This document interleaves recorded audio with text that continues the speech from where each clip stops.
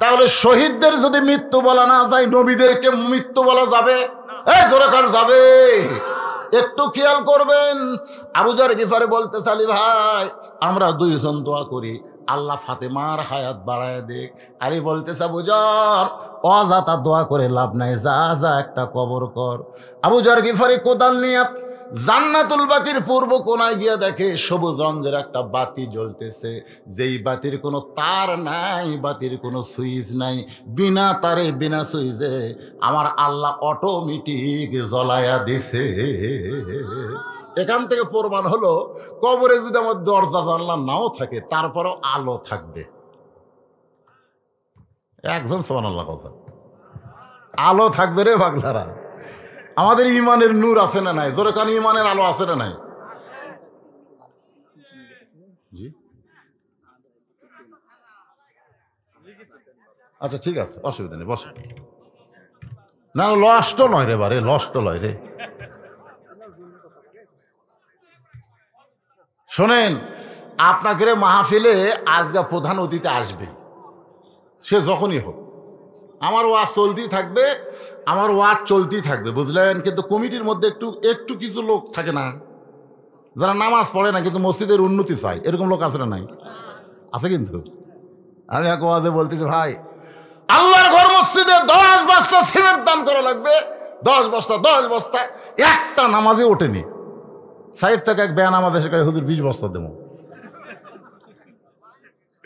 আমি চিন্তা করলাম, কে রে এত বড় দাঁড়াবি? একজন হাসতেছে, মানে হাসেন কে ভাই? কানে কানে নামাজে পড়ে না, দেখছেন তো? এইরকম কিছু লোক কমিটির মধ্যে আছে না নাই? তারা চিন্তা করতেছে, বেনামাজিরা, যে হুজুর যে ওয়াজ ধরছে কখন যে শেষ হবে তার কোনো শেষ ঠিকানা নাই। তো হুজুর আমাকে মসজিদের জন্যে নগদ কিছু জন একটা কালেকশন করে দেয়, একটা গামছা বা রুমাল ব্যাগ আপনাকে মধ্যে যাবি, 2 মিনিটের মধ্যে আদায় শেষ। মাত্র কয় মিনিট? এরকে খুশখুশিটা বন্ধ হোক। এরা তার মনে করবো না পারে যে লোক উঠে গেল রে। 2-1টা লোক তো উঠবি রে, সবকে এক 2-1টা লোক উঠবে না? কারো পেশাব টেবে লাগবে, উঠবে তো। এত হাজার হাজার মানুষের মধ্যে 2-1টা উঠতে পারে। তো ভাই এই রুমাল ব্যাগটা ভিতরে ঢোকো তো। আপনারা দান বাক্স যখন আপনাদের সামনে আসে আপনারা কি করেন? টাকা দেন না ঠেলা মারেন? আপনাদের মধ্যে ব্যাগ যাবে, ব্যাগের মধ্যে কারা কারা টাকা দিবেন তারা একটু 2 হাত তোলা আল্লাহকে দেখান তো। যারা দিবেন, এই যারা দিবেন তারা হাত তোলেন, হাত টান টান করে তোলেন তো ভাই। যারা দিবেন 10 পারেন, 20 পারেন, 50, 100 যা পারেন আল্লাহর রাস্তায় দিবেন। আচ্ছা হাত নামান। ব্যাগ মুখের আগে যাবে, টাকা দিবেন না, এরকম কারা আছেন একটু হাত তোলেন তো। তার মানে বোঝা গেল একজনও নাই। সবাই দান করবে। কেউ যদি মনে করে হুজুর আমি 500 টাকা দিব, 1000 টাকা দিব, 5000 দিব, 10,000 টাকা দিব, তারা ব্যাগের মধ্যে দিবেন না। না না না, যারা 500-1000 দিবি তারা ব্যাগত দিবে, তারা ট্রেজর দিবে। আপনাদের মধ্যে যদি কোনো জামাই আসে, জামাই এই জামাই আসেনি, জামাই এই জামাইগুলা ব্যাগের মধ্যে 10 টাকা দিয়ে ট্রেজের উপরে 500 মারবেন, এই সময়ের মধ্যে আদায় কমপ্লিট। চেয়ারম্যান সাহেব কি ব্যাগের মধ্যে দিবি? আপনি চেয়ারম্যান না, তা আপনি ব্যাগের মধ্যে দেবেন? আপনি একটু হাতত দেন। আগে দিয়েছেন মাশাআল্লাহ, আগেই কাম সারছে রে। বড় বড় দামি দামি গাড়ির টিকিট কিন্তু বাসের মধ্যে হয় না, কাউন্টারে হয়। ঠিক না? এরা কাউন্টারে কাম সারছে চেয়ারম্যানের। দরকার নাই, বাসের মধ্যে আর আদায় চলবে না। আপনাকে যেটা হচ্ছে ওরা দেন, 10, 20, 50, 100 যে যা পারেন একটু জিকির করেন আর দান করেন। লা ইলাহা ইল্লাল্লাহ, লা ইলাহা। একজন ওটা বসা করবেন, আল্লাহর রাস্তায় সবাই বসবেন, মাহফিলের সৌন্দর্য নষ্ট করবেন না। লা ইলাহা ইল্লাল্লাহ, লা ইলাহা ইল্লাল্লাহ, লা ইলাহা ইল্লাল্লাহ, লা ইলাহা ইল্লাল্লাহ, লা ইলাহা ইল্লাল্লাহ, লা ইলাহা ইল্লাল্লাহ, লা ইলাহা। হ্যাঁ, আদায় শেষ হলে ব্যাগগুলো কুটি যাবে টেজে। আদায় শেষ হওয়ার পরে ব্যাগগুলো টেজে দেবেন। আর মেয়েদের মধ্যে, মায়েদের মধ্যে বিশ্বস্ত লোককে পাঠাবেন। কোথায়? আচ্ছা, প্রধান অতিথির আগমন। স্বপন সাহেবের আগমন। লিল্লাহে তাকবীর। মাস কেরে কি হলো? বাদি গেল কেরে? খুব ভালো হলো। ভালো হলো না, আদায় হচ্ছে এই ফাঁকে উনি আইছেন, মানে ওয়াজের মধ্যে কোনো ব্যাঘাত ঘাটতেছে না। আমার ভাই সময় মতো এসে গেছে আলহামদুলিল্লাহ। আল্লাহ পাক তুইজ্জুমান তাশা, সম্মান দেওয়ার মালিককে। আবার সম্মানের মুকুট আল্লাহ পরায় দেখ, জোরে কোন আমিন। আপনাদের সঙ্গে একটু শুভেচ্ছা বিনিময় করবেন, তারপরে ইনশাল্লাহ আবার যেখানে ওয়াজ স্টপ আছে, মনে আছে তো আবুজার গিফারি কোতাল্লা কুটি গেছে রে, কুটি গেছে। হ্যাঁ হ্যাঁ, একটা বাতি জ্বলতেছে, যার তার নাই, সুইচ নাই, বিনা তারে বিনা সুইচে অটোমেটিক জ্বলাই দিছে মালিককে। আমাকে কবরেও যেন বাতি জ্বলে, সে ওয়াজি হবে। আত্তাকুল্লাহ হাক্কা তুকাতিহি ওয়ালা তামুতুন্না ইল্লা ওয়া আনতুম মুসলিমুন। আল্লাহ কবুল করুক। এখন আজকের মাহফিলের আমি ঘোষণা করে দিচ্ছি, মাইকটা চালু করে দিন। আজকের মাহফিলের সম্মানিত প্রধান অতিথি জনাব আবু সাইদ আল মাহমুদ স্বপন এমপি সাহেব এবং হুইপ সাহেব আপনাদের সামনে লা ইলাহা ইল্লাল্লাহ, লা ইলাহা ইল্লাল্লাহ, লা ইলাহা, লা ইলাহা ইল্লাল্লাহু মুহাম্মাদুর রাসূলুল্লাহ সাল্লাল্লাহু আলাইহি ওয়াসাল্লাম। আপনাদের সম্মানিত এমপি সাহেব যে কথাগুলো বললেন, একের ওয়াজের একটা অংশই, ঠিক কিনা বলেন? হ্যাঁ, একের ওয়াজের অংশের মধ্যে ঢুকে গেছে আলহামদুলিল্লাহ। তিনি রাজনীতির একটা কথাও বলেননি, যা কিছু বলেছেন আমাদের কোরআন হাদিসের কথাই তিনি বলেছেন। আল্লাহ পাক এই পথে তাকে কবুল করুক, সকলে বলে আমিন। তিনি ভোট চাননি, ভোট চাওয়ার কি দরকার? কারণ জনগণ ভদ্র, আর ভদ্রলোকের এমপি তারা সকলে ইশারাই বুঝে নিচ্ছে আলহামদুলিল্লাহ। মাশাআল্লাহ, আল্লাহ ভাইকে তুইজ্জুমান তাশা আবার সম্মান দান করুক, সকলে বলে আল্লাহুম্মা আমিন। আগামীতে শুধু হুইপ নাম এমপি না, আল্লাহ যেন একটা মন্ত্রীর পদমর্যাদা তাকে দান করে, সকল আল্লাহুম্মা আমিন। আল্লাহ কবুল করুক। সবাই জবান খুলে বলে আল্লাহুম্মা আমিন। হ্যাঁ, যে কথাটা আমি বলতেছিলাম ভাই, আলোচনা শুরু। জি আলহামদুলিল্লাহ, যে কথা বলতেছিলাম, 1 নম্বর পুরুষের জন্য নামাজ, মনে আছে ভুলে গেছেন? এই জায়গায় একটা আয়াত তেলাওয়াত করেছি, ইন্না সলাতি, পড়েন যারা পারেন তারা পড়বেন। ইন্না সলাতি ওয়া নুসুখি ওয়া মাহইয়ায়া ওয়া মামাতি লিল্লাহি রাব্বিল আলামিন। নামাজ কার জন্যে? এই একেবারে জবান খুলে বলা লাগবে, নামাজ কার জন্যে? জান্নাতের জন্যে, কিন্তু নামাজ না, আল্লাহর জন্যে হলো নামাজ। জান্নাতের জন্য নামাজ, নামাজ আল্লাহর জন্য। এখানে কোরআনে আল্লাহ পাক ডাইরেক্ট বলে দিলেন, নিশ্চয় নামাজ আমার, কুরবানি আমার, বেঁচে থাকা মরা সব হলো লিল্লাহি রাব্বিল আলামিন। কেবলমাত্র কার জন্যে? এখন চিন্তা করেন, এই নামাজটা আল্লাহ কিভাবে চাইছেন? আমি পুরুষ মানুষের যে নামাজের কথা বলতেছি, 5 ওয়াক্ত নামাজ, এটা কিন্তু বাড়িতে পড়লে হবে না, এটা পড়তে হবে কোথায়? মসজিদে। আমি ফরজের কথা বলতেছি ভাইজান। যদি বাড়িটাকে গোরস্থান বাড়াবার না চান, তাহলে বাড়িতে আপনি সুন্নত পড়বেন, নফল পড়বেন, কোনো সমস্যা নাই।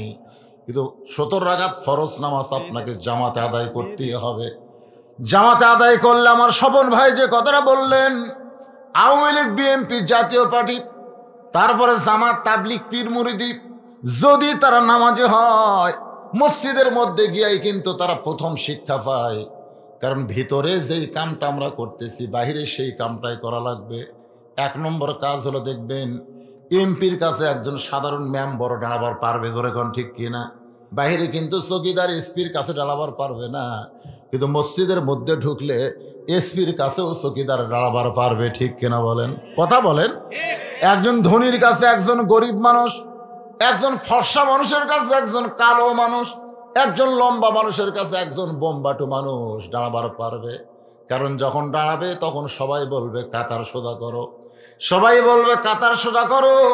কাতার সোজা করার অর্থ বুঝাই দিল আমরা ভাই ভাই, আমাদের মধ্যে কোনো তফাৎ নাই। দৈনিক 5 বার মসজিদের মধ্যে গিয়া পুরুষ মানুষগুলো এই শিক্ষা পাবে, তাহলে কোনো দলাদলি থাকবে না, সবাই এক দল হয়ে যাবে। আপনারা বলেন তো মসজিদ কার? আরো জোরে বলেন, মসজিদ কার?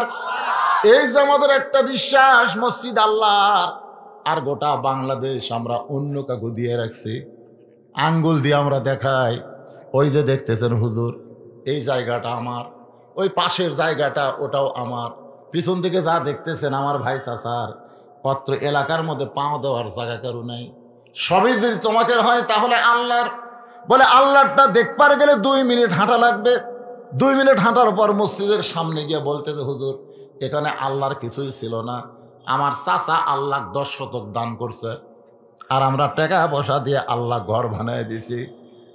আল্লাহর কিছুই ছিল না, এখানে আল্লাহর কিছুই ছিল না। এই যে দেখতেছেন মসজিদ, এটা আমার চাচা আল্লাহ 10 শতক দিছে, আর আমরা টাকা পয়সা দিয়ে আল্লাহ ঘর বানায় দিচ্ছি। ফেরেশতাকে আল্লাহ, এই দেশের নাম কি, যে দেশে তোমার কিছুই নাই, ওর চাচা দিলে তুমি পাও, আর ওরা টাকা দিয়ে ঘর বানায় দেয়। যখন বললাম মসজিদের জন্য কিছু দেন, তখন আপনার মন কিন্তু বলেছে 500 ধরিস না, 200 ধরিস না, 100 হাত দিস না। মন বলেনি? আপনার পকেটে যদি 500 টাকা, 200 টাকা, 100 টাকার লোড থাকে, আর 10 টাকার লোড যদি থাকে, আপনি ব্যাগত কোনটা দিছেন? বড় লোড দিছেন। হ্যাঁ কি রে, এই সিমেন্ট টিমেন্ট পরে এই এখন এমনি বাতা পড়তেছে খালি ওয়াজের মধ্যে। ভাই জান এক টানা ওয়াজ হবে, আর কোনো সাইড নাই। হ্যাঁ এক টানা ওয়াজ, বুঝতেছেন না? এই যারা দাঁড়ালে বসেন। নামাজের কথা হচ্ছে পুরুষ মানুষ, জোরে কান কি মানুষ, আর মেয়ে মানুষের জন্য যেটা হচ্ছে সেটার নাম হলো পর্দা। জোরে বলেন নাম কি? এখন গভীর রাত আবু যর গিফারি কবর খুঁড়তে গেছে। কবর খুঁড়তে গিয়া দেখে সবুজ রঙের একটা বাতি, বাতির দিকে নজর করে দেখে তার নাই, সুইচ নাই, বিনা তারে বিনা সুইচ আল্লাহ তাআলা অটোমেটিক ভাবে জ্বলায়া দিছে। শূন্যের উপরে বাতি জ্বলতেছে। সুবহানাল্লাহ বলেন। আবু যর গিফার নিচের দিকে লক্ষ্য করে দেখে আলোটা 4 কোণা। জোরে কোন কয় কোণা? বাতির আলো কিন্তু গোলাকার হয়ে পড়ে, কিন্তু সবুজ রঙের বাতির আলো গোলাকার না হয়ে 4 কোণা। ওই 4 কোণার ভিতরে আবু যর গিফারি কোদাল দিয়া কবর খনন শুরু করলেন। কবর খুঁড়তে খুঁড়তে আবেগে এক সময় বলে ফেললেন, কবর রে, দিনের বেলা কবর না খুঁড়ে রাতের বেলা খুঁড়তেছি, তুই কি বলতে পারিস কবর তোর মধ্যে কাকে রাখা হবে? আল্লাহ রাসূল কিন্তু একদিন ফাতেমাকে বলেছিল, ফাতেমা তুমি কখনোই মনে করবো না যে আমি নবীর মেয়ে, আমি নবীর মেয়ে মেলে তুমি জান্নাতে হবে, এটা কখনোই মনে করবা না। জান্নাতে যদি যাবার চাও তাহলে জান্নাতের আমল করে তোমাকে জান্নাতে যেতে হবে। আবু যর গিফারি বলতেছে, কবর তুই কি বলতে পারিস তোর মধ্যে কাকে রাখা হবে? আল্লাহর নবীর মেয়ে হওয়ার পরেও নবী তাকে মা বলে সম্মান দিয়েছে। সুবহানাল্লাহ করেন। ফাতেমা নবীর কে? একদিন হাসান হোসেনের সামনে নবী সাহাবীদের সামনে বলতেছে, আমার 3টা মেয়ে, কুলসুম আমার মেয়ে, জয়নাব আমার মেয়ে, রোকে আমার মেয়ে, আমার 3টা মেয়ে। এই কথা কয়েকবার বলার পরে হাসান হোসেন নানার মুখে হাত দিয়ে বলে, নানা আমার মা গরিব বলে কি আপনার মেয়ে না? আমার মা গরিব বলে কি আপনার মেয়ে না? রাসূল চোখের পানি দিয়ে বের করে বললেন, হাসান হোসেন তোর মা আমার মেয়ে না, তোর মা হলো আমারও মা। ধরে কারণ সুবহানাল্লাহ। এটা সামাইলে তিরমিজি শরীফের মধ্যে আছে। নবীর 4টা বিবি নবীকে খেদমত করতেছে। খেদমত মানে খোঁজ গল্প করতেছে। কেউ নবীর চুল টানতেছে, কেউ হাত টানতেছে, মানে একটু সেবা শুশ্রূষা করতেছে। আল্লাহর নবী গল্পে গল্পে মজে গেছে। নবী আর নবী নাই, নবীর স্বামী হয়ে গেছে। জোরে কোন সুবহানাল্লাহ। এমন সময় নবীর মেয়ে ফাতেমা ঘরের মধ্যে ঢুকছে। সঙ্গে সঙ্গে নবী দাঁড়িয়ে গিয়ে ফাতেমাকে সালাম দিলেন, মা কষ্ট করে আমার ঘরে কেন আইছো? আমারে বললি আমি তোমার ঘরে যেতাম। 6 লক্ষ হাদিসের হাফেজা মা আয়েশা লোকমা দিছে। কয় লক্ষ হাদিস? 6 লক্ষ হাদিসের হাফেজা। চিন্তা করেন। এই যে নাস্তিকেরা কয় নবী 6 বছরের মেয়ে বিয়ে করলো। নবী 6 বছরের মেয়ে বিয়ে করছে ঠিকই, কিন্তু 6 বছরে ঘর উতলাইনি। 9 বছরে মা আয়েশা নবীর ঘরে আইছে। মা আয়েশার যখন 18 বছর বয়স তখন নবী দুনিয়া থেকে চলে গেছে। এই 9 বছরে নবী বিবি আয়েশা 6 লক্ষ হাদিসের হাফেজা। ধরে করো সুবহানাল্লাহ। খাদিজার পক্ষ থেকে একটা হাদিসও নাই। নবীর আরো বউ আছে, তাদের পক্ষ থেকে হাদিস নাই, কিন্তু আয়েশার পক্ষ থেকে 6 লক্ষ হাদিস। সুবহানাল্লাহ করবেন না? তাহলে এই বিয়েটা নবী করে নাই, এই বিয়েটা আল্লাহ তাআলা করাইছে। সুবহানাল্লাহ কোন লোকমা দিছে। ইয়া রাসূলুল্লাহ, ফাতেমা হলো আপনার মেয়ে, মেয়ে বাবার ঘরত আসলে বাবা দাঁড়াবে কেন? বাবা সালাম দিবে কেন? মেয়ে সালাম দিবে। আর আপনি তাকে মেয়ে না বলে মা বলে ডাকলে তার ঘরে আপনি যাবেন, এই কথাগুলো কেন বলতেছেন? আল্লাহ রাসূল বলে, আয়েশা তুমি সহ দুনিয়ার সবাই জানে ফাতেমা আমার মেয়ে, কিন্তু আমি নিজের চোখে দেখেছি ফাতেমা হলো আমার মা। সুবহানাল্লাহ কইতে কি এটা কি নিজের চোখে দেখা? আয়েশা বলেন, হুজুর তাহলে নিজের চোখে আপনি মা দেখলেন, সেই কথা গোপন থবেন কেন? আল্লাহ নবী বললেন, তাহলে শোনো, তাইফের ময়দান থেকে রক্তমাখা শরীর নিয়ে আমি যখন মক্কায়, ওই সময় নবীর 4টা মেয়ে ছিল, রোকেয়া, কুলসুম আর জয়নাব, 3টা মেয়ে একসঙ্গে ঢুকে নবীকে বলতেছে, বাবা আপনি তাইফে না গেলেই ভালো করতেন, তাইফবাসীরা এত পাথর মারছে, এই কষ্ট আপনি কেমনে সহ্য করবেন? তাইফবাসীরা এত পাথর মারছে, আপনি কেমনে সহ্য করবেন? 3টা মেয়ে কষ্টটা নবীর উপরে দিয়া তারা সান্ত্বনামূলক কথা বলে ঘর থেকে বাইরে গেলেন। এমন সময় নবীর মেয়ে ফাতেমা ঘরের মধ্যে ঢুকছে। ঘরের মধ্যে ঢুকি দরজা বন্ধ করে দিলেন। ফাতেমা ঘরের মধ্যে ঢুকে দরজা বন্ধ করে দিলেন। আল্লাহ নবী চমকে গিয়ে বলে, ফাতেমা দরজা কেন বন্ধ করলে মা? ফাতেমা বলতেছে, বাবা দরজা বন্ধ করার কারণ হলো আপনার মাধ্যমে আল্লাহর সঙ্গে আমি কিছু কথা বলতে চাই। ধরে কেন সুবহানাল্লাহ। আমার কোনো যোগ্যতা নাই, আপনার মাধ্যমে। এই কে গল্প করে? এই কি গল্প রে? কি গল্প? আপনার মাধ্যমে আল্লাহর সঙ্গে আমি কিছু কথা বলবার চাই। কারণ কার মাধ্যম? না না, নবীর মাধ্যম। কারণ আমরা যদি আল্লাহ পাওয়ার চাই, আপনার বলেন তো সরাসরি পাবেন? নবীর মাধ্যমে। এই জন্য একটা গজল আমার সঙ্গে বলেন, উপায় নাই রে, উপায় নাই রে, উপায় নাই, নবী বিনে আল্লাহ পাওয়ার উপায় নাই। নবী চমকে উঠলো, আমার মাধ্যমে ফাতেমা কি বলবে? ফাতেমা বলতেছে, বাবা ইব্রাহিম নবীর জন্য আল্লাহ যদি নমরুদের চুলা শান্তির বাগান বানায় দেয়, মুসা নবীর জন্য আল্লাহ যদি সাগরকে রাস্তা বানায় দেয়, তাহলে আমার বাবার জন্য আল্লাহ তাইফের পাথরকে তুলা বানাতে পারল না কেন? কাবা ঘর রক্ষা করার জন্য আল্লাহ যদি আবাবিল পাখি পাঠায় দিয়া আব্রাহা বাদশার হস্তি বাহিনীকে ধ্বংস করে দেয়, তাহলে একই আয়াতের মধ্যে 2টা মসজিদের নাম আছে। একই আয়াতের মধ্যে আয়াতটা হলো সুবহানাল্লাযী আসরা বিআবদিহি লাইলাম মিনাল মাসজিদিল হারাম ইলাল মাসজিদিল আকসা। বর্তমান ইহুদিরা যে মসজিদকে দখল করতে চায়, ওই মসজিদের নাম কোরআনে আছে না নাই?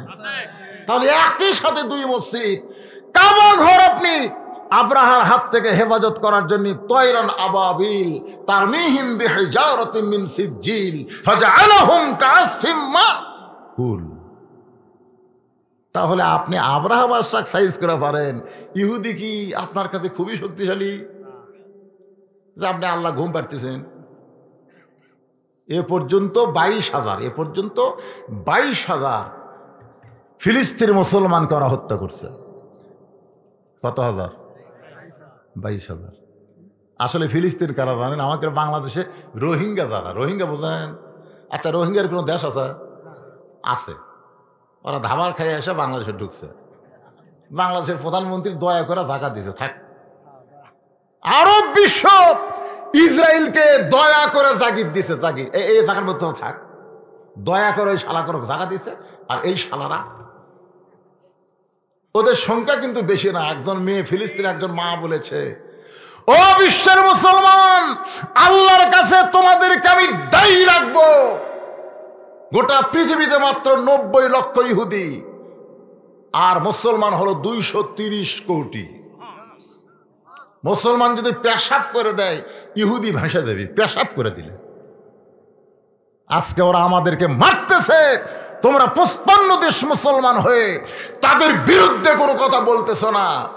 ওই আরবও কথা বলে না, এই আপনারা আজ কুয়েত টুয়েত যেগুলো আছে, শালারা কিন্তু তলে তলে আমেরিকার চামচিয়া, কথাটা বলছে না, আমেরিকার চামচিয়া শালারা এই হারে মারতেছে ফিলিস্তিনদের মুসলমানদের। এরা কথাই কয় না, খালি যদি একবার কয় কে রে। শোনেন, বাড়িওয়ালা যদিও পঙ্গু হয়, পঙ্গু হাতও নেই পাও নেই, পঙ্গু চেতন আছে, চেতন চেতন বোঝেন। আর আমার মতন জুয়ান তাগড়া একজন চুরি করে বেড়াচ্ছে, পঙ্গু কিন্তু চেতন আছে। চোর যেই দরজাত হাত দিয়েছে, পঙ্গু কয় কে রে। আপনার বলেন তো চোর থাকবে না দৌড় দিবি? চোর ওরে বাবা রে, চেতন আছে। মুসলমানের অস্ত্র নাই, বোমা নাই, কিন্তু কে রে শব্দটাও পর্যন্ত নাই। মানে মুসলমান ঘুমে গেছে, এমন ঘুমের ট্যাবলেট এই সারা আমেরিকা খিলে দিছে, তারা ঘুম পেয়েছে। আমি এই কথাটা বুঝাবার চাচ্ছি যে আল্লাহ ইব্রাহিম নবীর জন্য নমরুদের চুলা শান্তির বাগান বানায় দিল, মুসা নবীর জন্য আল্লাহ সাগরকে কি বানায় দিল, রাস্তা বানায় দিল। আর আপনার জন্য তাইফের পাথর তুলা বানাতে পারলো না কেন? পারলো না কেন? যদি ওরা পাথর মারতো আর আপনার গাঁও যদি তুলে হয়ে লাগতো, আপনাকে চামড়া কাটতো? তাহলে আমাদের নবীর আগের ঘটনা হলো আব্রাহা বাদশা। ধরে কোন কথা ঠিক কিনা? আমাকে নবী দোয়া করছে, বুঝলেন, যে মুসলমানকে আল্লাহ তুমি ইমানের পরীক্ষা নাও, যদি এরা চলে যায় মাহাদান। হাদিসটা শোনেন, বুখারী শরীফের। বিরক্ত হচ্ছেন? বুখারী শরীফের হাদিস, আনাস রাদিয়াল্লাহু থেকে বর্ণিত। হযরত আনাস রাদিয়াল্লাহু থেকে বর্ণিত হাদিসটা হলো মা আহাদান ইয়াদখুলুল জান্নাত ইউহিব্বু ইয়ারজি ইলা দুনিয়া ওয়া লাহু মা'আল আরদি মিন শাইইন ইল্লা শাহীদুন ইয়াতামান্না ইয়ারজি ইলা দুনিয়া ফায়ুক্তাল আশারা মাররাতান লিমা ইয়ারা মিনাল কারামাতি রাওয়াহুল বুখারী কিতাবুল মাগাজি। আল্লাহ রাসূল বলেন, জান্নাত পাওয়ার পরে শেষ তুয়ামুয়া জান্নাত না, জান্নাতুল ফেরদাউস। জান্নাতুল ফেরদাউস পাওয়ার পরেও একদল লোক দুনিয়াতে আসার জন্য খালি ছটফট করবে। আল্লাহ বলবে, কে রে, তোর আমি জান্নাত দিলাম, তোর ছটফট করিস কেন? ওরা বলবে, আল্লাহ কি জন্য জান্নাত দিয়েছেন? আমার রাস্তায় শহীদ হওয়ার কারণে তোদেরকে আমি জান্নাত দিছি। তখন তারা বলবে, আল্লাহ প্রথম শহীদ হওয়ার সময় যে মজা আমরা পাচ্ছি, তোমার জান্নাতের মধ্যে সেই মজা নেই, এই জন্য আবার আমাদেরকে দুনিয়াতে পাঠিয়ে দেন। কম করে হলো আশারা মাররাতান, 10 বার বাতিলের সঙ্গে যুদ্ধ করে শহীদ হব, কারণ শাহাদাতের মধ্যে যে মজা, জান্নাতের মধ্যে সেই মজা নেই। আজকে বিশ্বনবীর উম্মতকে আল্লাহ তাআলা শহীদ হওয়ার মাধ্যমে শাহাদাতের ভিতরে যে মজা জান্নাতের দিচ্ছেন, এটা কিন্তু অন্য নবীর উম্মতেরা পায়নি। ধরে কোন কথা ঠিক কি না? বাবা, মায়ের পেটে আপনার বাবা মারা গেছে, 6 বছর বয়সে আপনার মা মারা গেছে, আল্লাহ আপনাকে দেখতে পারে না। বাজান গো, নবীর কাছে এই কথা বলার পরে ফাতেমা ঘরের দরজা খুললেন। নবী তাকায় দেখে ফাতেমা উঠানের চুলায় পানি গরম করতেছে, জয়তুনের তেল গরম করতেছে। কিছুক্ষণ পরে ঘরের মধ্যে এসে আবার দরজা বন্ধ করে দেয়। রাসূল বলে, ফাতেমা আবার দরজা বন্ধ করলি, কিছু বলবি নাকি? বলে, বাবা, সন্তানকে গোসল করাইতে গেলে সন্তান যদি বড় হয় তাহলে দরজা বন্ধ না করলে গোসল করানো যায় না। আল্লাহ রাসূল বলে, আয়েশা রে, ফাতেমা দরজা বন্ধ করে আমার গা থেকে কাপড় চোপড় খুলে যত জায়গায় তায়েববাসী আমাকে পাথর মারছে, যত জায়গায় আমাকে পাথর লাগছে, ওই জায়গাগুলো গরম পানির মধ্যে নরম কাপড় চুবড়াইয়া আমার গোটা দেহ পরিষ্কার করে ওর নরম হাত দিয়া জয়তুনের গরম তেল যখন ক্ষতস্থানে লাগাই দেয়, আমি নবী কখন যেন ঘুমায় গেছি, ওই ঘুমের ঘরে স্বপ্নে দেখি আমার মা আমেনা আমার শেহরের পাশে দাঁড়িয়ে আছে। আমি স্বপ্নকে বাস্তব মনে করে মা বলে আমেনার হাতটা চাইপা ধরলাম, মা বলে আমেনার হাতটা চাইপা ধরলাম। ফাতেমা আমার কপালে চুমু দিল, চোখের পানি, ফাতেমার চোখের পানি আমার চোখের মধ্যে ঢুকে। আমি চোখ খুলে বলতেছি, মা কেন কাঁদতেছিস? ফাতেমা বলে, বাবা আপনি মনে হয় স্বপ্ন দেখছেন, স্বপ্নে মা বলে আমার হাতটা চাইবা ধরছেন, এখন পর্যন্ত হাতটা তো আমার ছাড়েন নাই। আল্লাহ রাসূল বলে, ফাতেমা স্বপ্নে যদি তোরে মা বলে হাতটা চাইবা ধরি তাহলে শুনে নে, তুই আমার মেয়ে না, তোর ভিতরে রয়েছে আমার মা আমিনা। আবু যর গিফারি বলে, কবর খবরদার বেয়াদবি করবি না, তোর ভিতরে যাকে রাখা হবে এমন দুইটা সন্তানের মা, যে দুইটা সন্তানকে রাসূল জান্নাতি যুবকদের সরদার ঘোষণা করেছে। মা ফাতেমার দুইটা সন্তান কি? প্রত্যেক জুমার দিনে ইমাম সাহেব আপনাকে শোনায় না? কি শোনায়? সাইদুল শাবাবে আহলুল জান্নাহ হাসান ও হোসাইন রাদিয়াল্লাহু তাআলা আনহুমা জান্নাতি যুবকদের সর্দার হবে দুইজন। ওমর ফারুক বলতেছে, হুজুর বেয়াদবি নেবেন না। আল্লাহ রাসূল বলে, কি বলবা?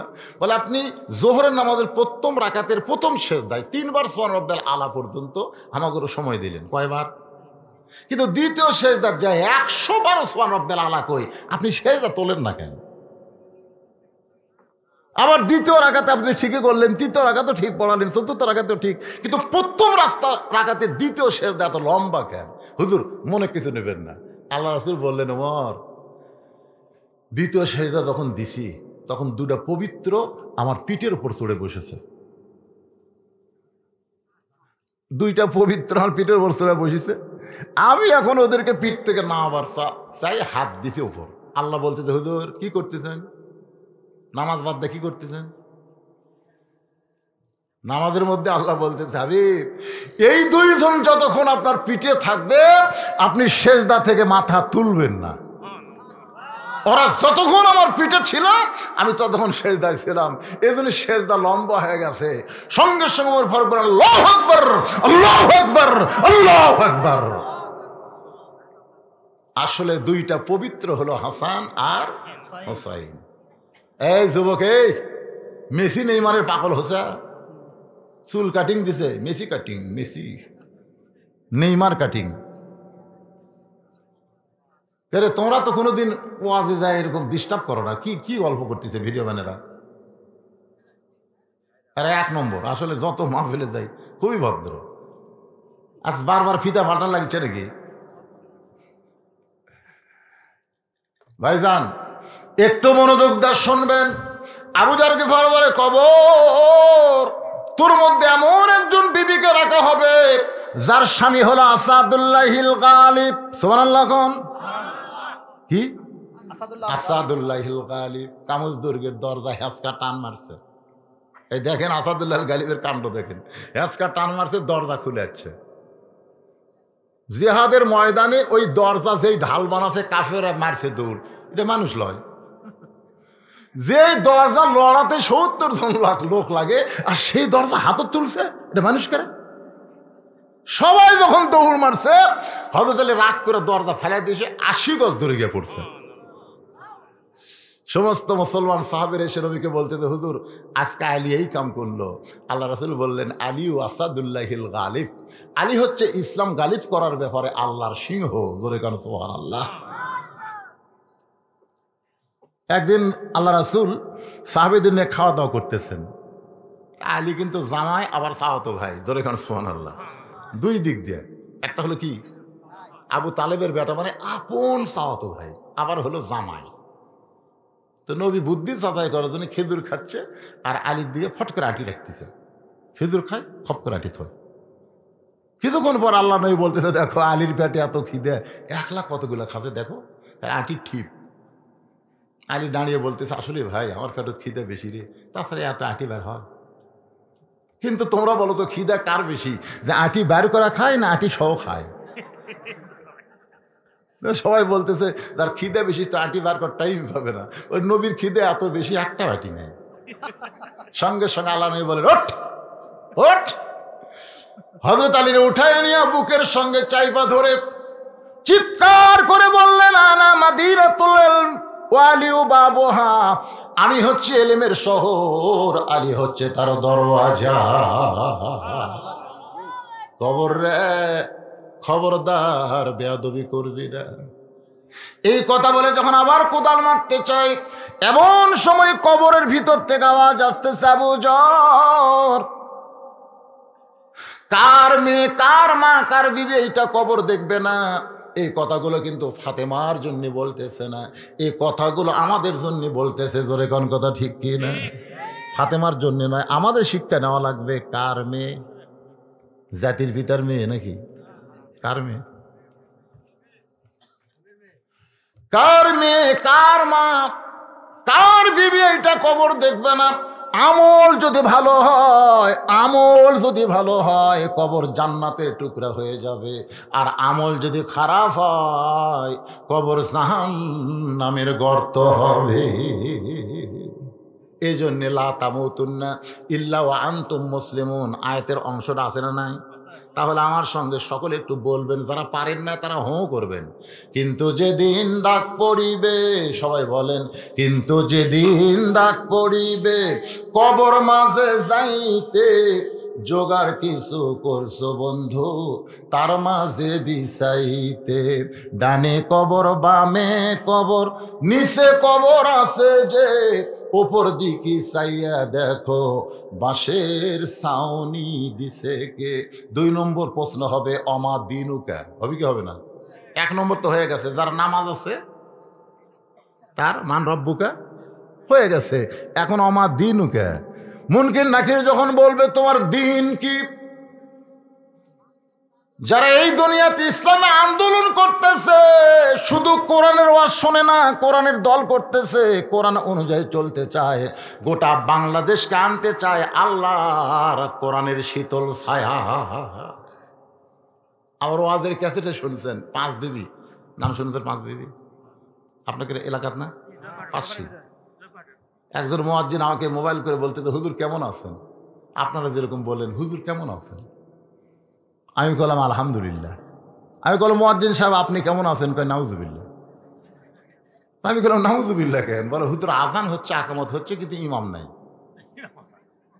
আমি বললাম কে রে, আজান আকামত হচ্ছে, ইমাম নাই কেন? বলে ইমামকে পুলিশ খুঁজতেছে হুজুর, ইমাম যে কোন জায়গায় লুকে আছে আমরা খুঁজাই পাচ্ছি না।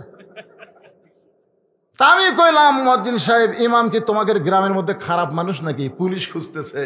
মুয়াজ্জিন রাগ করে গেল, হুজুর আমাদের 7 পাড়ার মধ্যে ইমামের চাইতে ভালো মানুষ কেউ নাই, তো তাহলে ভালো মানুষকে পুলিশ খোঁজে কেন? আমি জানি না। তো তুই জানিস না কিসের আদান দেশ? ভালো করে জানা, আমার খবর দে। 2 দিন পর আমাকে মোবাইল করে বলতে, হুজুর ইমামের মারাত্মক দোষ আছে। আমি বললাম দোষ কি? বলে ইমাম বিশ্বাস করে শুধু মসজিদ আল্লাহর ঘর না, গোটা বাংলাদেশও আল্লাহর। শুধু মসজিদ ভালো রাখলে হবে না, গোটা বাংলাদেশ ভালো করতে হবে। এই জন্য ইমাম গোপনে গোপনে কোরআনের দল করে। দরকার কিসের দল করে? আকিমুদ্দিন, দিন কায়েমের দল করে। এটা কে যেন থানাত খবর দিছে, তখন থেকে পুলিশ ইমামকে খুঁজতেছে। আপনি যদি বলেন, আপনি যদি বলেন যে ভাই আমার কোনো টেনশন নেই, আমি দিনত ঘুরি রাতে ঘুমাই, আমার কোনো টেনশন নেই, বুঝবেন আপনি গোপনে গোপনে শয়তানের দল করতেছেন। বাবা আদম থেকে আমাদের নবী পর্যন্ত কোন নবী টেনশন মুক্ত ছিল না।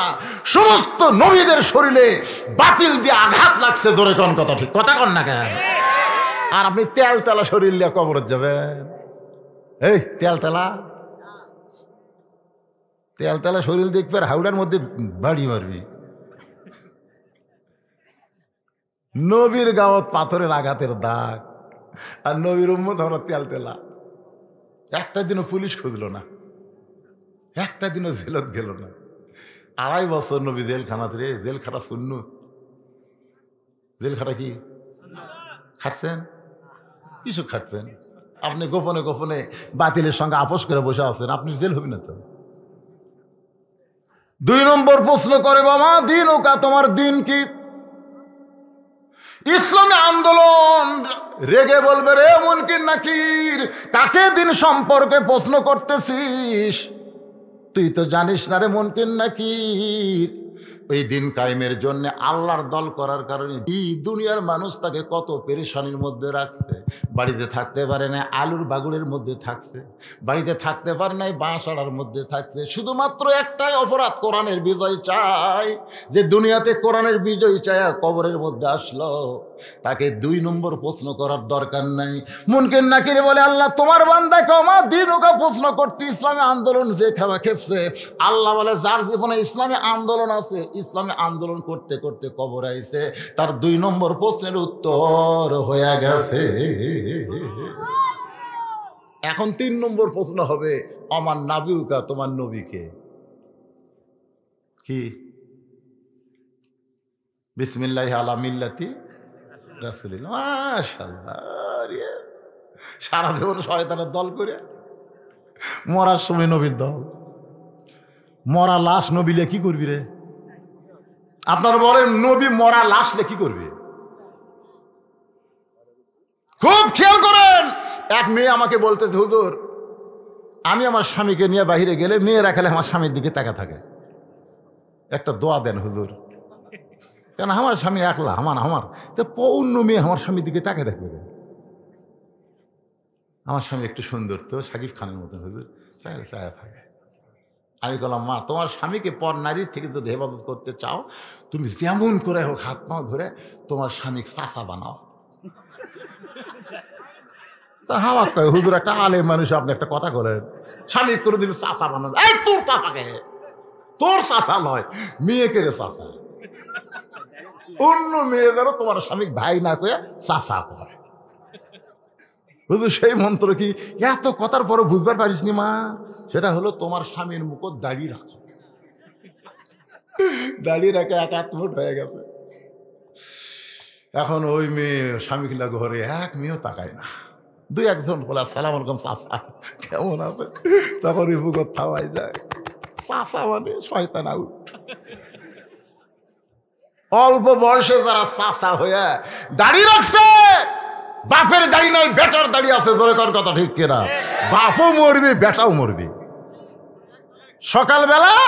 সকালবেলা দাড়ি সাঁচিছে, বিকেলবেলা হার্ট অ্যাটাক করে মরছে। একে তেলতলা কবরত গেছে। যখন মুনকির নাকির বলতেছে, আমার নাবিকা, তোমার নবীকে, নবীর নাম বলার আগে নবী এসে কবি, ওর সাইজ দেখ। আমার কলজার ছুরি মারা দাড়ি খুর ঠেকান মানে নবীর কলজার চাকু ঠেকান। আমার কলজায় ছুরি মাইরা আমাকে নবী বলে স্বীকার করলো, আমি নবী ওকে উম্মত বলে স্বীকার করি না।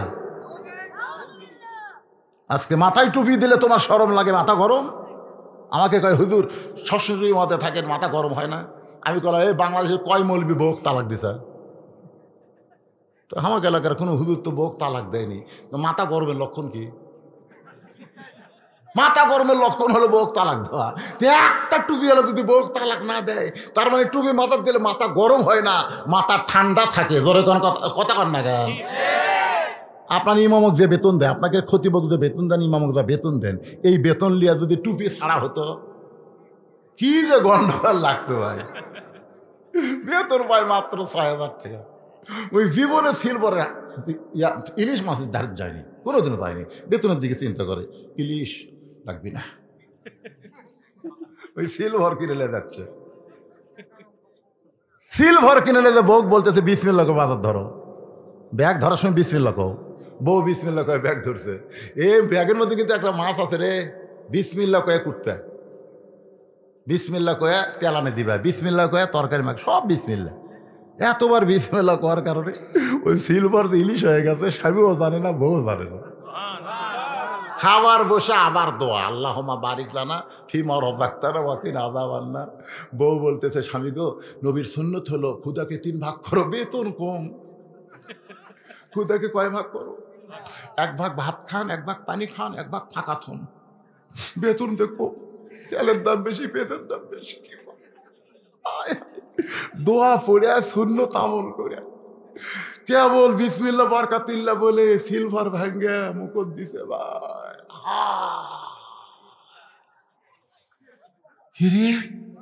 আমি তো ইলিশ কিনিনি। আল্লাহ কয়, এত দোয়ার পরে আর সিলভার থাকে? আপনি চিন্তা করছেন যে এই বেতন দেন, এই বেতন দেয় হুজুরের কেমনে চলে? আল্লাহ খালি চলায় না, হুজুররাও একটু চলার চেষ্টা করে। জোরে কথা কন না, কথা কন না কেন? 4,000 টাকা মুয়াজ্জিন বেতন দেয়, এই জুমার দিনে শুক্রে লিখের তা গরম ভাই, টাইসের জিনকার লোক দেয়।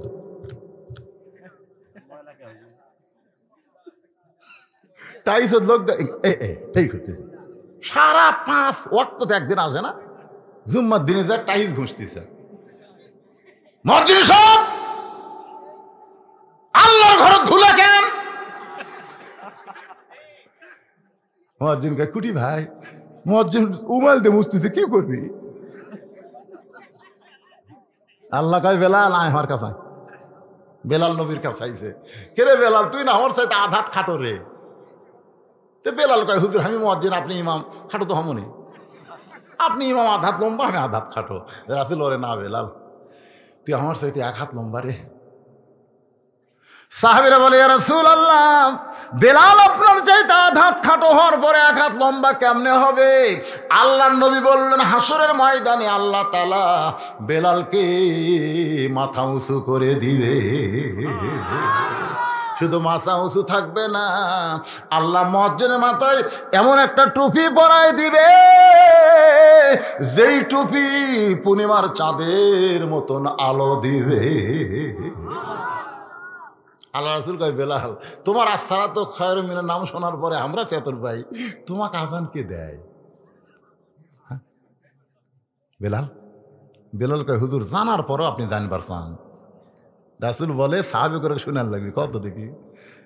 বেলাল বলে ইয়া রাসূলুল্লাহ, এশার নামাজের পর আমি যখন ঘুমাই, ওই ঘুমানোর সময় আল্লাহর সঙ্গে যোগাযোগ করে বলি আল্লাহ তোমার নামের আজান দিব, তুমি আমার ডাক দিও, আমি আবার সব ঘুমন্ত মানুষকে আজান দিয়ে চেতন করব। ওগো নবীজি, ফজরের ওয়াক্ত শুরু হওয়ার সঙ্গে সঙ্গে আমার কানে কে যেন ডাক দেয়, বেলাল রে, ও বেলাল তুই জাগ।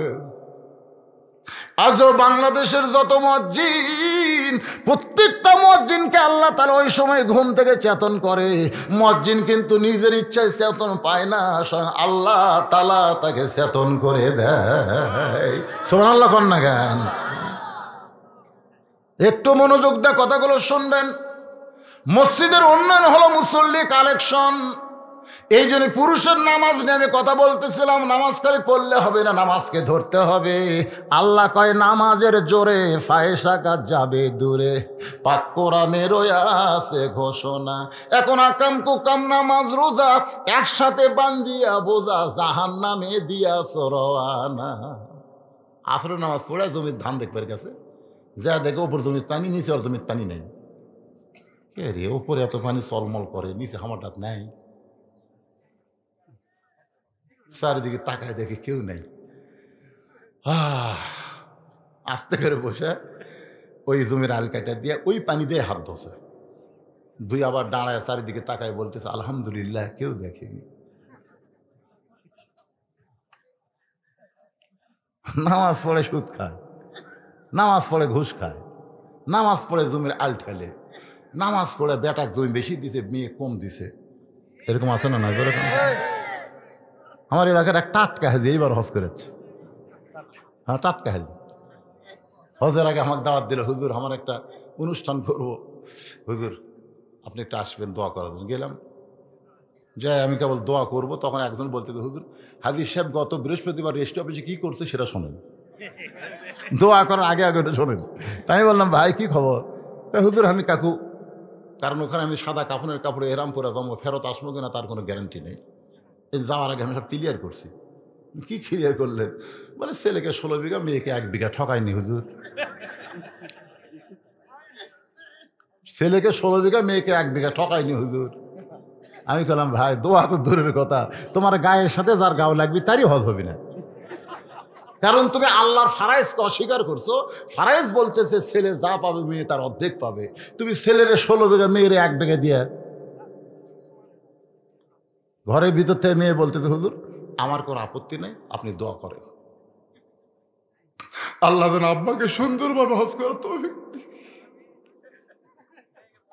দেখছেন, মেয়ে বলতে হুজুর আমার কোনো আপত্তি নেই, আল্লাহ যেন সুন্দরভাবে আব্বাকে হজ করার তৌফিক দেয়, আল্লাহ যেন সুস্থ শরীরে আব্বাকে যেন আবার ফিরিয়ে দেয়। বাজান এইরকম করবেন না। ছেলের চাইতে মেয়েরা কিন্তু বাবাকে বেশি ভালোবাসে, জোরে কোন ঠিক কিনা?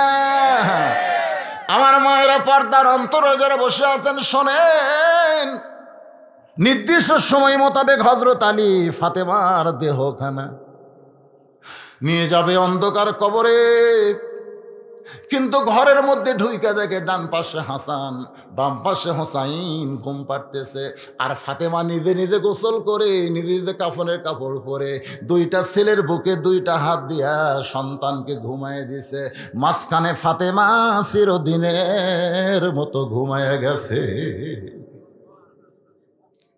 হযরত আলী কি করবে? হাসানের বুকের উপর থেকে ডান হাত, হোসেনের বুকের উপর থেকে বাম হাত কান উঠায় নিয়ে মাকে কাফনের মধ্যে বন্দি করে হযরত আলী কান্দে নিলেন। ফাতেমার ওজন নাই, জোরে কান সুবহানাল্লাহ।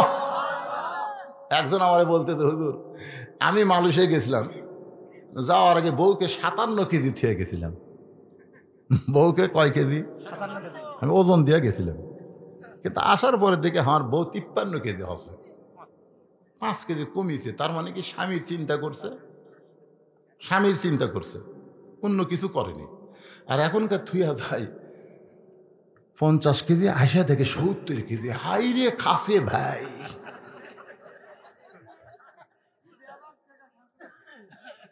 এমন কোন মরদ নাই যে বইয়ের লাশ একলাই কান্দে নিবে। এই মরদ আছে। হযরত আলী ফাতেমার লাশ কান্দে করে নিয়ে দেখে কোনো ওজন নাই। গভীর রাত্রে ফাতেমা নবীর কাছে সে বলতেছে, বাবা একটু ঘরের বাতি জ্বালান, বাবা একটু ঘরের বাতি জ্বালান। রাসূল বলে, ফাতেমা রাত্রিবেলা একা একা আইছি, কি বলবি বল, বাতি জ্বালান লাগবে না। ফাতেমা বলে, বাবা একটা বারের জন্য বাতি একটু জ্বালান বাবা। নবী যখন ঘরে বাতির জ্বালাই, ফাতেমা দুইটা হাত নবীর দিকে বাড়ায় দেয়, বাতির আলোতে তাকায় দেখে ফাতেমার দুইটা হাতে তালু নাই, দুইটা হাত যেন গোস্তের টুকরা হয়ে গেছে। জাতা ঘুরাইতে ঘুরাইতে হাতে ফসকা পড়ে গেছে, ওই ফসকা পড়ানোর পরে আবার জাতা ঘুরাইছে গো বাবা, যার কারণে হাতে তালু আছে কিন্তু চামড়া নাই। ও বাবা মেহেরবানি করে একটু 3 দিনের খাবার দিবেন বাবা, আমার স্বামী যদি হাতের খবর জানে বড় কষ্ট পাবে। হাসান হোসেন জানলে খাওয়া বন্ধ করে দিবে। রাসূল ঘরের কোনায় গিয়ে বলে, মাবুদ দুনিয়ার কত ধনী ধনী যুবক আমার ফাতেমার বিয়ে করবার চাইছিল, কিন্তু তুমি আল্লাহ আলীর সঙ্গে ঘটকালি করলে, আমার মেয়ের কষ্ট আমি বাবা হয়ে কেমনে দেখবো। এই কথা যেই মাত্র নবী কইছে, সঙ্গে সঙ্গে ফাতেমা ঘোমটা মাথায় দিয়ে নবীর ঘর থেকে যখন বাইরে যায়, নবী ডাকতে বলে, ফাতেমা আমি তোর বিরুদ্ধে কিছুই বলি নাই, তুই কেন ঘোমটা দিয়ে বের হয়ে যাস? ফাতেমা বলে, বাবা আল্লাহর পরে কেউ যদি থাকে সে হলো তার স্বামী, আপনি বলেছেন আল্লাহর পরে কাউকে যদি সেজদা দেওয়ার হুকুম থাকতো ফাতেমা তোরে বলতাম আলীর পায়ে সেজদা কর। সেদিন থেকে বুঝেছি বাবা আল্লাহর পরে মেয়ে মানুষের কাছে সবচাইতে দামি হলো তার স্বামী। সুবহানাল্লাহ জোরে কর। আল্লাহর পরে স্বামী যদি সবচেয়ে দামি হয়, তাহলে অন্য কোনো পুরুষের সঙ্গে লটর পটর করবি না। জোরে কথা কন না কেন, কথা কন না কেন? একটু মনোযোগ দিয়ে শুনবেন মায়েরা, আল্লাহর পরে সবচাইতে আপনার স্বামী আপনাকে আমানত রাইকা চলে গেছে বাহিরে, আপনি থাকবেন হেজাবের ভিতরে, পরপুরুষ যেন আপনার সুগন্ধ না পায়, আপনার ওজন বাড়বে না, স্বামীর চিন্তায় ওজন কমবে। ধরে কোন ঠিক কি না? জান্নাতুল বাকির পূর্ব কোনায় সবুজ রঙের বাতি। আবু জার কবর থেকে সরে যা, আমার আল্লাহ তাআলা আবু জারকে কবরের ধমকে সরায় নিস। হযরত আলী ফাতেমাকে দাফন করার পরে আল্লাহর কাছে বলতেছে, মাবুদ হাসান হোসেনের মা, ওগো আল্লাহ আমি জীবনে তার শান্তি দিবার পারি নাই, আজকে কবর দেওয়ার পরে তোমার কাছে কান্দি, আমার বউরে তুমি কবুল করে নাও। এই দোয়া করার পরে তাকায় দেখে সামনে কয়েকটা পুরাতন কবর, এইমাত্র ফাতেমার কবর দিতে সেই কবর আর নাই। আলী চিন্তায় পড়ে গেল, যেই কবর দিলাম সেই নতুন কবর কোথায়? গোটা জান্নাতুল বাকি দৌড়ায় আর খোঁজে ফাতেমার কবর রে, এখনই কবর দিলাম, সেই কবরটা গেল কোন জায়গায়? গায়েব থেকে আল্লাহ ডাক দেওয়ার, আলী ফাতেমা আমার পর্দা নিশি, আমি আল্লাহ জোহরা ডিগ্রি দিয়া ফাতেমার কবরটাকেও কিয়ামত পর্যন্ত পর্দা করে দিয়েছি। আমার মায়েরা রে, সেই ফাতেমার সঙ্গে যদি জান্নাতে যাওয়ার চান, আপনাদের 1 নম্বর আমল হলো পর্দা। মা, এই পর্দা আপনাদের করতেই হবে। মেয়েরা যদি পর্দা করে তাহলে কোনো খারাপ তাদের শরীর স্পর্শ করবে, যখন করবে। কিন্তু আজকে পর্দা করে কখন? ওই যে 50 বছর আমের গাছের গোড়াত বেড়া দিচ্ছে। একজন বলতে থেকে, ভাই এই বুড়া গাছের গোড়াত বেড়া কেন? তুই গরু ছাগল যদি খাই ভাই, সতর্ক থাকা। আরে পাগলা, 50 বছর গাছের দিকে গরু ছাগল ঘৃণা করে তাকাবি না। বেড়া যদি দিবার চাস, ওই লকা পাতা বার আছে ওই গাছের দিয়ে। আজকে জুয়ান বয়সে যুবতী মেয়েরা বোরকা পরে না, পর্দা করে না। বুড়ি হইলে মরা লাগবি ভাই, বোরকা ছাড়া উপায় নেই। তোর দিকে তাকাবি, একটা বুড়াও তো তাকাবি না। তখন পর্দা করলে হবে না। আর বুড়া বয়সে নামাজ ধরলে হবে না, যৌবন বয়সে নামাজ ধরা লাগবে। জোরে কোন কথা ঠিক কি? আল্লাহর সামনে যখন দাঁড়াবেন না, আল্লাহ তখন বলবে তোমার শৈশবকাল, তোমার বুড়াকাল, এই 2 কালের হিসাব নেই। খালি যৌবন কালের হিসাব দিয়ে জান্নাত যাও। এই যুবকেরা, কি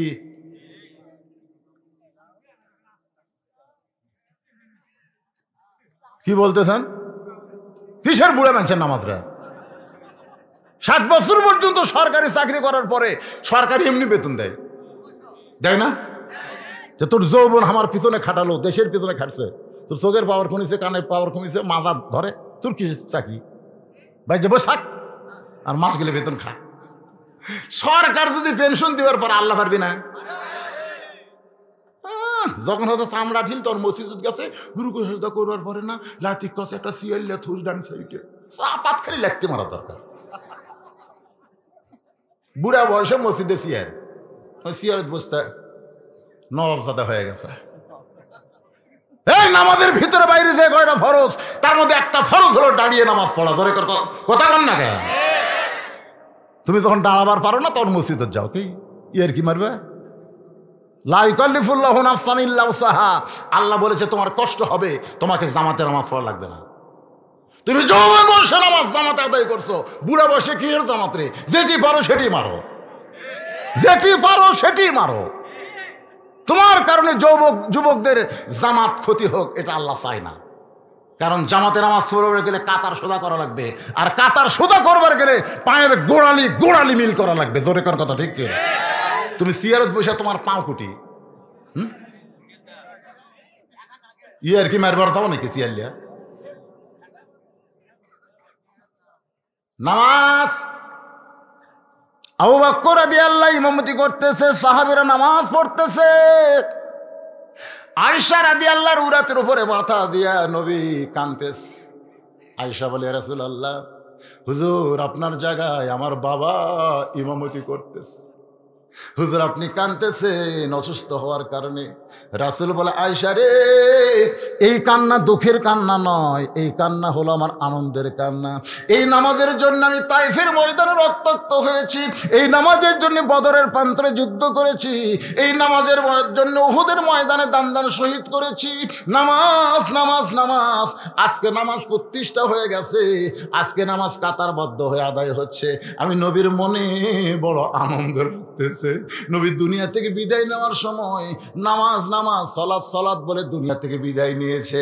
আবার যখন আপনি দুনিয়া থেকে কবরে যাবেন, হাসরের ময়দানে সর্বপ্রথম আপনাকে নামাজ সম্পর্কে প্রশ্ন করা হবে। সাকর নামক জাহান্নামে গেলে আল্লাহ বলবে, তোরা কি জন্য জাহান্নামে আসলি? নাম না কুমিরান মুসল্লিন, আমরা মুসল্লি ছিলাম না। ভাইজান, এই জন্য আপনাদের মসজিদের উন্নয়ন কল্পে মাহফিল। উন্নয়ন লাগবে না, যে কয়টা বিদেশে আছে ওরা প্রতি মাসে 1 করে 1000 টাকা দিলি মসজিদ চলবি। ধরে কোন কথা ঠিক কিনা? আমিও দোয়া করে দেবো যারা বিদেশে মারতেছে, ওরা কিছু টাকা মসজিদের জন্য বরাদ্দ রাখবেন। এই যে অ্যাক্সিডেন্ট থেকে আল্লাহ আমার বাঁচালো 3 কারণে। 1 ডিসেম্বর আমার অ্যাক্সিডেন্ট হয়েছে, আমি আমার মাদ্রাসার বেতন মাদ্রাসা হওয়ার পর থেকে 2 তারিখে বেতন দেই। ডিসেম্বর মাসের কয় তারিখে? 2 তারিখে বেতন দেই। আর অ্যাক্সিডেন্ট আমার 1 তারিখে। গাড়ি ভাঙ্গা গুঁড়া হয়ে গেছে। আল্লাহ আমাকে গুঁড়া করেনি এই কারণে যে তুই যদি মরে যাস বেতন দিবি কে রে? কারণ আমার মাদ্রাসার কারি সাহেব, হাফেজ সাহেব, মুফতি সাহেব, বাবুর্চি সাহেব, আমার আবার একটা মহিলা মাদ্রাসা আছে, সে মহিলার ম্যাডাম সাহেব, ওরা খালি ধান্দা করে আছে 2 তারিখে হুজুর বেতন দিবি। আল্লাহ গায়ে তোকে মারিনি, যা বেতন দেওয়ার জন্য যা। 2 নম্বর কারণ হলো 18 সালে আমার বাবা মারা গেছে। আমি বাবার জানাজা করছি, মা আমার ঘরের ভিতর থেকে সব দেখছে। মা আমারে কইছে, বাবা তোর বাপ বললে কি সুন্দর জানাজা করলি রে। আমি বললাম আমার জানাজা করবি, ওয়াদা দে। আমি বললাম, মা যদি আমার আগে আপনার আগে আমার মৃত্যু হয়। মা কয় কি করছ তুই? মা বাঁচা থাকতে সন্তান মরবি, তাহলে আমি সবসময় কি করবো রে? আমি সবসময় দোয়া করি আল্লাহ যেন আমার জানাজা করার তৌফিক তোকে দান করে।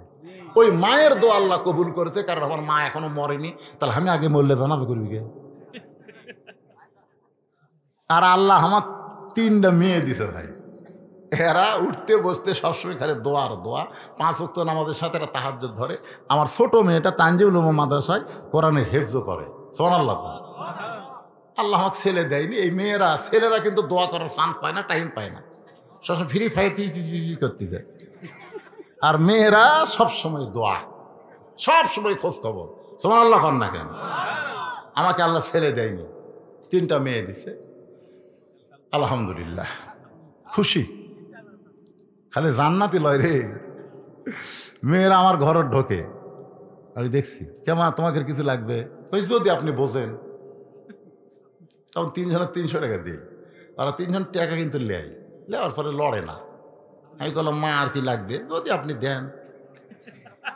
আবার 100 করে দিলাম, দিয়া দেখলাম ওরা লড়ে না। ওই বললো, কেমা কি খবর? আর লাগবে? আপনার বিবেচনা। আর 100 করে দিলাম, হাসতে হাসতে 3 জন চলে গেল। টাকা চাওয়ার সাইজ কি দেখছেন? আমার বড় ভাইকে বললাম, ভাই রে তোকে আল্লাহ মেয়েও দিছে ছেলেও দিছে, তো মেয়ে কিভাবে চায় সেটা তো আমি জানি, কিন্তু আমি তো ছেলের চাওয়া জানি না, তারা কিভাবে চায়। তার বড় ভাই বলতেছে, শালার লাগবে 100,000। আমি সেই দিন মাথা আল্লাহ রে, আল্লাহ আমাকে আইডিয়া দেশ নেই, পাটা দেশ নেই। আলহামদুলিল্লাহ। বর্তমান যুগে আইডিয়া পালা খুবই কঠিন। কথা কন না কেন? এই বাপেরা কথা কন না কেন? খুব কঠিন। একটু নজর দিয়ে রাখবেন, নজর দিয়ে রাখবেন, ছেলেদের দিকে একটু নজর দিবেন। কারণ প্রত্যেকটা অভিভাবককে আল্লাহ রাখালের দায়িত্ব দিয়ে দুনিয়াতে প্রেরণ করেছে। তোর কোন কথা ঠিক না? আপনার রাখালি করতে হবে ভাইজান, আপনি রাখালি করবেন। ছেলেরা নষ্ট হোক, মেয়েরা নষ্ট না হোক, আল্লাহ পাক আমাদের সবাইকে লা তামুতুন্না ইল্লা না হয়ে যেন মৃত্যুর ডাক দেয় না। আজকের আলোচনা সবাই শুনবো, বাকি জীবন আমল করা তৌফিক যেন আল্লাহ দেয়। মুসলমান হয়ে যেন দুনিয়া থেকে বিদায় নিবার পারি। সকলে বলি আল্লাহুম্মা আমিন। মনে করছিলাম 12টার মধ্যে শেষ করব, কিন্তু এমপি সাহেব যে কয় মিনিট কথা বলছে তার সাথে আমি 5 মিনিট বাড়াই দিয়ে 12টা 20 হয়ে গেছে। এখন দোয়া হবে। আস্তাগফিরুল্লাহ পড়েন। আস্তাগফিরুল্লাহ রাব্বি মিন কুল্লি জামবি ওয়া তুবু ইলাই লা হাওলা ওয়ালা কুওয়াতা ইল্লা বিল্লাহিল আলিয়্যিল আযীম। দোয়া করে দিলাম। আল্লাহুম্মা আমিন। আল্লাহুম্মা আনতাস সালাম ওয়া মিনকাস সালাম তাবারাকতা ইয়া যাল জালালি ওয়াল ইকরাম।